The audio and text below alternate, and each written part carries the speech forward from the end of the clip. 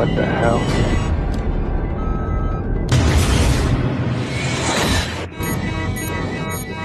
Shit!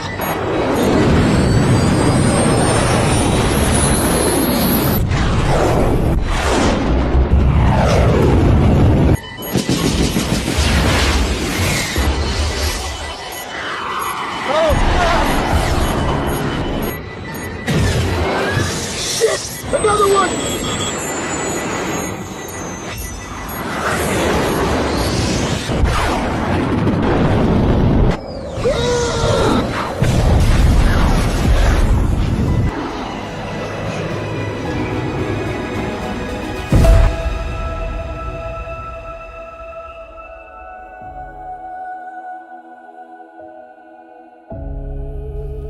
Duka dan luka di hari raya Idul Fitri.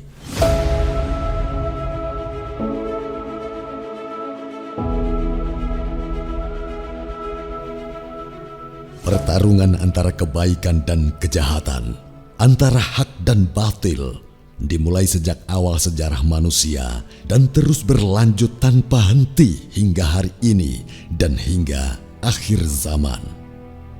Pertarungan ini terekam dalam Al-Quran dan dialami oleh para nabi-nabi Allah.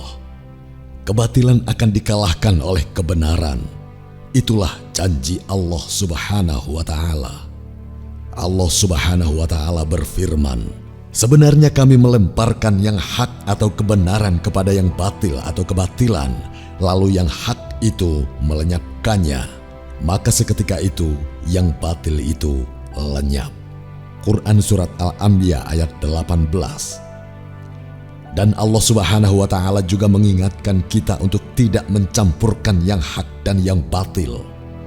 Allah Subhanahu wa Ta'ala berfirman, "Dan janganlah kamu mencampur adukan yang hak dan yang batil, dan janganlah kamu sembunyikan yang hak itu, sedang kamu mengetahui." Quran Surat Al-Baqarah ayat 42.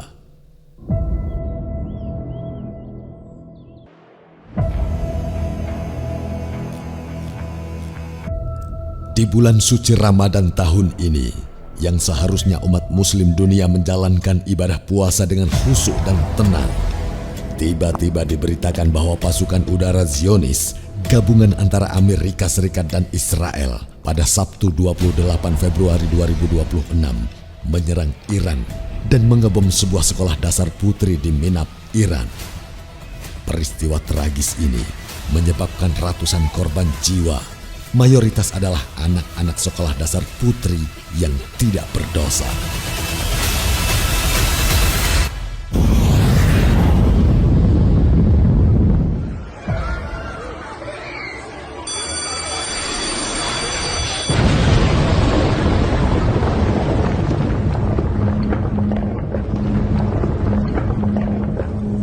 عزیز بابا قشنگ بابا. Dalam rangka membela dan mempertahankan diri, Iran langsung melancarkan serangan balasan masif menggunakan rudal dan drone ke Israel dan terhadap 14 hingga 27 pangkalan militer Amerika Serikat di negara-negara Arab Teluk, termasuk Uni Emirat Arab, Bahrain, Qatar, Irak, dan Arab Saudi.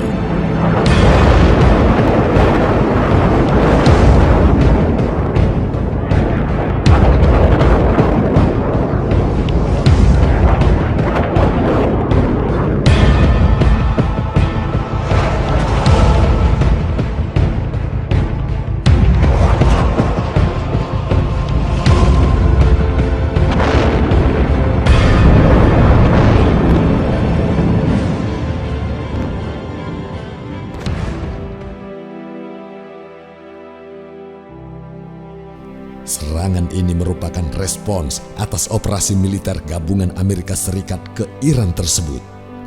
Serangan Iran menargetkan aset Amerika Serikat, menimbulkan korban jiwa personel Amerika Serikat, dan menyebabkan kerusakan signifikan pada fasilitas militernya.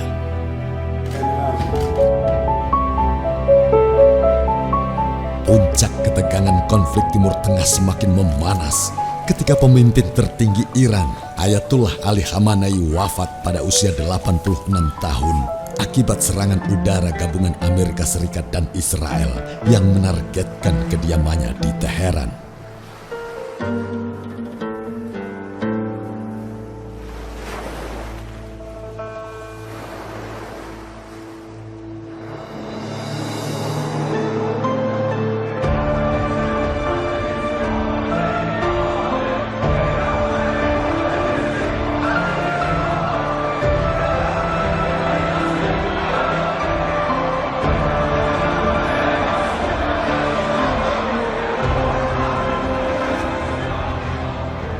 Rakyat Iran sangat terluka dan berduka atas wafatnya Imam Khamenei, seorang ulama, pemikir, dan pemimpin yang melintas berbagai fase sejarah perjuangan Iran.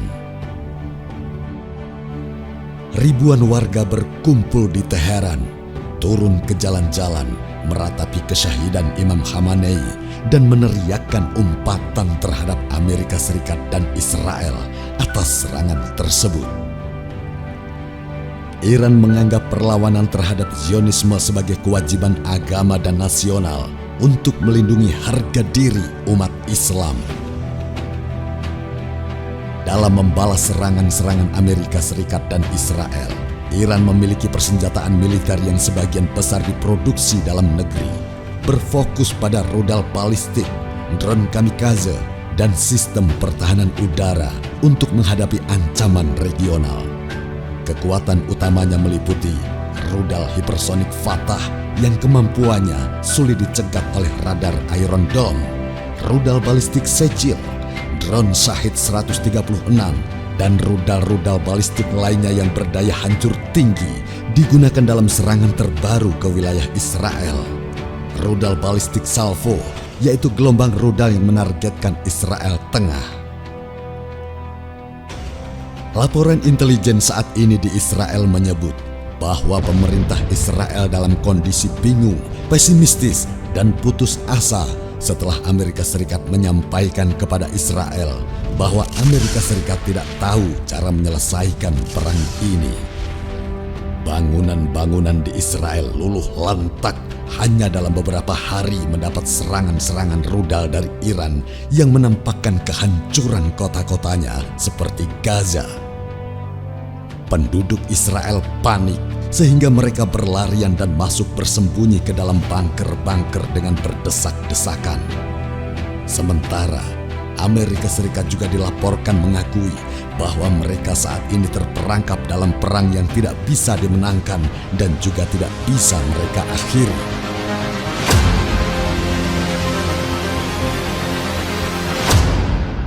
Sampai pada titik yang ditakuti oleh Amerika Serikat dan Israel, yaitu Iran melakukan penutupan sebagian Selat Hormuz pada awal 2026 sebagai aksi balasan atas serangan gabungan Amerika Serikat dan Israel yang mengancam jalur 20% pasokan minyak dunia. Tindakan ini meningkatkan ketegangan geopolitik, menyebabkan gangguan pelayaran, dan berpotensi memicu lonjakan harga energi global, hingga Trump meminta negara-negara lain untuk mengirim kapal perang untuk membuka blokade Selat Hormuz.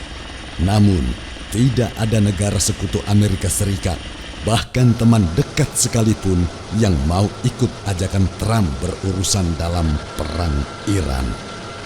Amerika Serikat sendiri tidak berani mendobrak blokade Selat Hormuz yang ditutup oleh Iran.